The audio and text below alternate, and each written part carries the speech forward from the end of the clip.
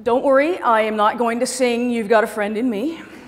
I just wanted to take you for a little float down the stream of consciousness that I got into when I looked at a couple of the items in the collection. And they seem to be items that we've all kind of gravitated towards.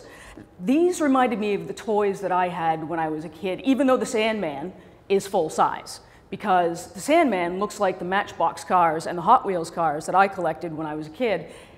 And you'll note, this is one of the ones that I had, and you'll note it's every bit as lurid, every bit as crass as that orange thing, as were the rest of them in my collection. But I also had Barbie's first camper. This is the one I had. From 1971, the inaugural version, before curves had been invented and everything was yellow and orange.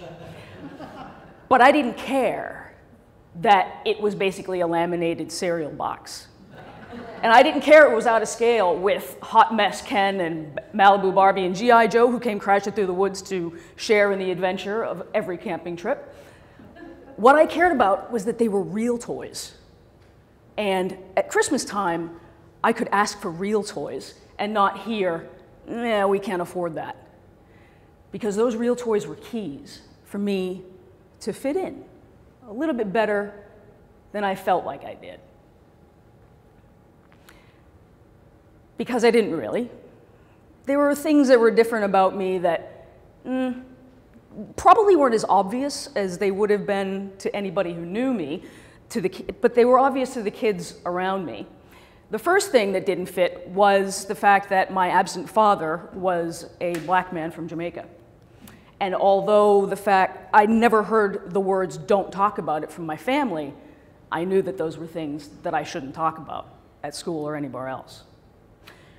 And I also didn't grow up in a real neighborhood. I lived down a narrow dead-end road in the countryside, and on my side of the road, the houses were really, really far apart, and they were full of old people.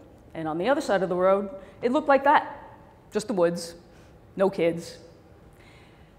I often wore handmade clothes because the Garanimals didn't fit me, and they weren't bespoke by any stretch of the imagination. And because I was an only child and I read a lot, the kids at school thought I used big words. So toys really helped me fit. And they were the right toys, but they weren't always the right toys for me as a girl, which was all right in like first and second grade. But as I got older, the gender role border patrol told me in no uncertain terms which ones were the right ones. And when I learned which cars and which dolls were the right ones, I also learned which parts of me were the wrong ones and the parts that I would have to hide if I wanted to fit in. So the game of identity work, hide and seek, begins really, really young. And sometimes we get so good at hiding the things about ourselves that won't make us stick out that we forget where we put them.